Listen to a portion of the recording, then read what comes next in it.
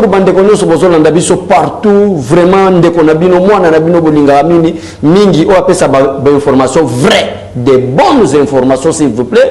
Biso to batalo kutate donc toza batumo bana nzambe o batinda tout autour la président Félix Tshisekedi Tshilombo. Donc ba gardien ba véritable gardien du temple. Biso to ba gardien du temple te omeli lotoko omeli diamba na bambuma nango o bandi ko sala n'importe quoi. Biso to ba gardien du temple avec un esprit patriotique, avec un esprit qui lutte contre le tribalisme. Donc, minute on a koyebi sabino procès eza en direct. Bande konanga boza na États-Unis na bonga mapozo pesa nga chalet bon posa na pumbwa. Donc procès ndenge bandeli kaka question liboso nanu 2 heures nanu avant procès Vital Kamerhe banda. Peuple konanga na yebi sabino faites-nous toujours confiance.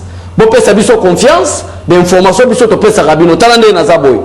Moi na malade Nandaku mystique, mais il y a des millions de Congolais. C'est la base de l'information. Peut-être qu'il y a une situation de ces 100 jours. En direct, il y a des réseaux sociaux. Il y a des choses en direct. Il y a Selombao. Il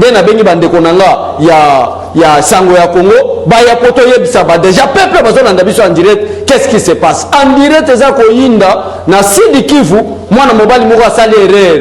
Ndeko Vital Kamerhe bakota Burundi asali erreur abike procès Vital Kamerhe ndenge zo banda boye ye sengela sala nini amitumbambo moto amizikisa apelisika moto lokoleziki abandi kolela mai et bon na Kinshasa awa nini zoleka na Kinshasa Vital Kamerhe tabusi ba message parce que na ngambo batu mususu lokola ba fayuliste ba ngambo batu mususu lokola ba Jean-Pierre Bemba association de commerçants en faillite qui veut faire la politique. Bino bokanse ke biso Félix Tshisekedi amona mobola lokola bino ba amona bourgeois bomba pe mabe futo lo baga nyonso. La constitution des États-Unis pour être président de la République et sengeli ozala mwana bourgeois mwana mutambongo. Mais biso na ba fayulu awuti na bilanga pétrole boye banini ba bemba escroquerie rébellion baramo bani ba comme président de la République. Ça ce n'est pas les dossiers, les vrais dossiers. Procès Vital Kamerhe. Peuple congolais partout. Kamerhe tindi ba communicateur na Vital Kamerhe na ebite batu bino nde bomona ba image na ebisa bino et loko bank singa ga Vital Kamerhe mande feteli et comme ya pembe loko ande kona Joseph Kabila tala mande fo pembe otali o veka to o Vital Kamerhe donc on les lit alors ba sala ki na ba communicateur ya INC batambwisi ba spéculation na peuple congolais que procès ko zala en direct caméra zana ba vérité ko loba bomba mabe papa mama bandeko boko landa biso to koma kaka na parquet na Selemba boy caméra boy kokota na salle d'audience wa vana kota na yokana to sala procès à huis clos bo samwe na état de droit avec Félix Tshisekedi Tshilombo oya kosakana nanga na Fati donc biso to loba boy Fati aza bien éduqué so otali biso pe to batu mo ba kuluna ta ndenge toza to batu mo to bongi to zala ta ba vice premier ministre banini mais oyo nyonso kosakana na Félix Tshisekedi il a profité parce que Félix Tshisekedi c'est un homme doux, un homme calme, un homme bien éduqué. Alors plusieurs politiciens veulent profiter de cette bonne éducation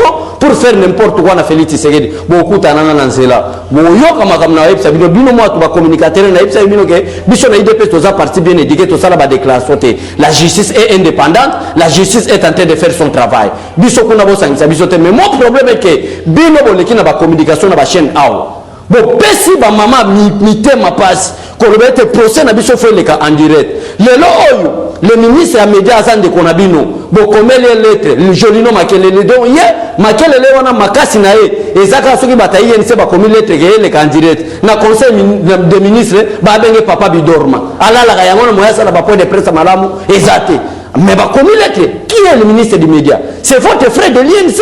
L'ami d'un voleur Vital Kamerhe, c'est clair. Et c'est même lui qui a voleur, c'est le procureur. Mais quel est le problème? Kamerhe a pèsé ma spéculation à ma baie. Mais les lois ils ont les candidats. Mais 2 heures avant Kota, à Bandi Kolela, oh, le procès est en direct, c'était Bombanga. Et bon, on va monter Zobi Makuna, 370 millions de euros, ils ont ça. On va monter Zobi Makuna, Mbongo vraiment sur le na province de Bandundu. Mbongo so kendaki na province nanga Kasai. Mbongo so kendaki na Équateur, depuis Équateur les Équateur, bazana nzela te et relia bango na Kinshasa. Mais le mot que bongi, comment est-ce que vient ko yibango? Nde ba avocat ba ye na minito na ko yebisa bino peuple congolais, ba avocat Vital Kamerhe ba na ko sengela liberté provisoire. Mais c'est le juge, faites attention. mais c'est les juges. Faites attention à la demande de liberté provisoire là. Les voleurs, leur place se trouve dans la prison Makala. Mais heureusement, de l'autre côté, les procureurs, le ministère public, a Télémi, à l'objet de la liberté provisoire, dans le monde congolais. Ndé ango zomo na biso toana ko telema. Pona yebi sabino keno, procès est en direct. Bino batbozo landa biso, nazana nzela mutu gezana nzela wane zo zelanga, poete na kende na procès, donc boza la calme, butu, toya ko yebi sabino conclusion.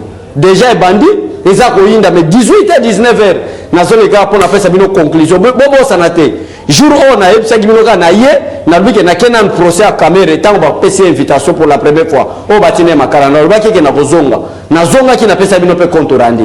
La peine à epsilon que ah on a que ma cala na selembao tête à tête na vital caméra. Na que donc na kota na kati. Na bimisa ba vérité. Tant on a zo bimisa ba vérité. 20h, 19h, vous allez connecter dans Sangwa Congo pour te remettre en live, n'engagez caméra zo kende kozonga na chambre nae, n'engagez bisoto bima. Botika la malamu peuple congolais, vous allez mitema kokita, bo bange loko mokote vital caméra zo 25 ans de prison. Je suis visionnaire et prophète politique. Bamsou baza ba prophète de la nation, bamsou baza ba prophète international. Mais ngana boy nga batita minen. Ngana bika na za prophète politique.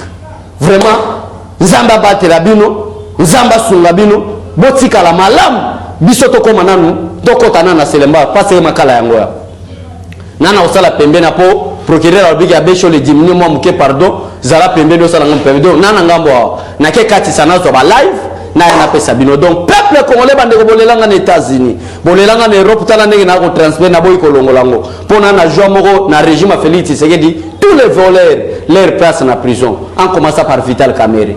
Tala directeur Berande, moi na mayele ba komi go bengai. Fatia so pesa mbote, ya kangine maboka, lui ka chef lève les mains. Mutu muso atombola te metala Vital Kamerhe. Il a plusieurs infractions. Son dans l'équipe a boina Fatia tomboli maboko. Ye pe azotombola maboko pour na ça parce que nous sommes mandés. Messieurs. Ah la justice congolaise c'est comme elle dit aux la congolais. Merci beaucoup Fatih Beto. Merci beaucoup na peuple congolais. Faites confiance na régime Félix Tshisekedi. Biso ko totoyo ke la bino ma po na ngane na za boina population o de Vital Kamerhe. Na l'équipe maté fa na leadership. Na l'équipe a leader nyonso ala muka ngana politique muta l'équipe ngaka 3 personnes. Félix Tshisekedi Jamar Kabuno no dise kaboy. Mutu nyonso politicien ya to kitano na chamu to geta sana za na leader. Alors bon bo se comparer bino na Félix ngana na l'équipe bino alors bo se comparer na Félix. So bo sakani to appliquer article 5 de la constitution parce que biso na IDPS to ye na bulto respecter ba principe. Ba principe des années 5 ans renouvelable une seule fois. Mais bon ça raté la constitution congolaise va boy la souveraineté de l'État appartient au peuple. C'est le peuple qui est le souverain primaire. Et ce peuple-là, c'est nous. Donc, nous avons 80 millions d'habitants. Félix Tshisekedi, Yemoko, Azana 60 millions à Yemoko. Nous avons 20 millions. Si vous avez combien? Alors, il y a un but qui est capable de la ville de Kinshasa. Nous avons mobilisé plus de 40 millions de personnes pour être changer la constitution. Félix Tshisekedi a 30 ans renouvelable 3 fois. Alors, nous avons que la bino mawa. Bon respecter les principes, bon ça la débat les principes. Bande connaissons na linga bino tala. Yango wana na ibite cameraman so akozwa po ta ezate tozana kati kuna prison ngo na ke kota na kati bino bo landa ngo ka bo partager bo yebisa batuka ke makabo za ko yinda na ninga osakana te retour na koyaka na costume oyo na koyaka na chemise opo bo monake na za na kati na bimi pona pesa bino information solo. Donc liberté provisoire ezate de na minute na oyo so ba komi déjà na 45 questions. Vital Kamerhe répond de gars quoi. Si quoi vous avez liberté provisoire d'aider. Moutamayele 45 questions vous répondez 3. Est-ce que ça soit batoni à la prochaine. Tout le monde a ba air qui suivent na kena mbangu na zo bien information. Confiez-nous votre image et laissez-nous la transformer en une identité forte grâce à un accompagnement sur mesure et un suivi personnalisé. De la communication institutionnelle au marketing politique et commercial, Eshima vous apporte des solutions grâce à une parfaite connaissance des outils de l'information et de la communication. Contact 085 113 44 44 085 113 44 44. Eshima Magazine, un nouveau standard d'information.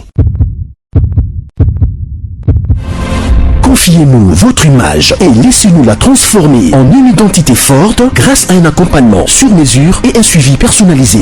De la communication institutionnelle au marketing politique et commercial, Eshima vous apporte des solutions grâce à une parfaite connaissance des outils de l'information et de la communication.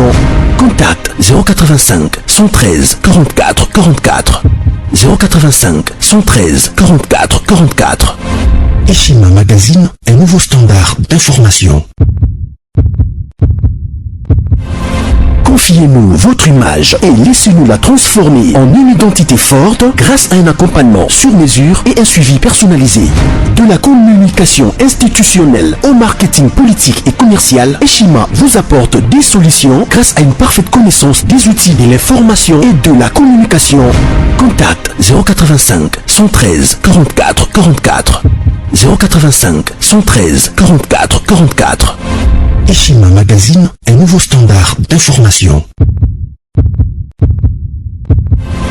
Confiez-nous votre image et laissez-nous la transformer en une identité forte grâce à un accompagnement sur mesure et un suivi personnalisé.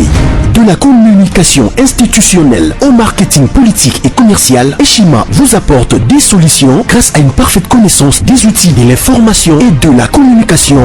Contact 085 113 44 44 085 113 44 44. Eshima Magazine, un nouveau standard d'information.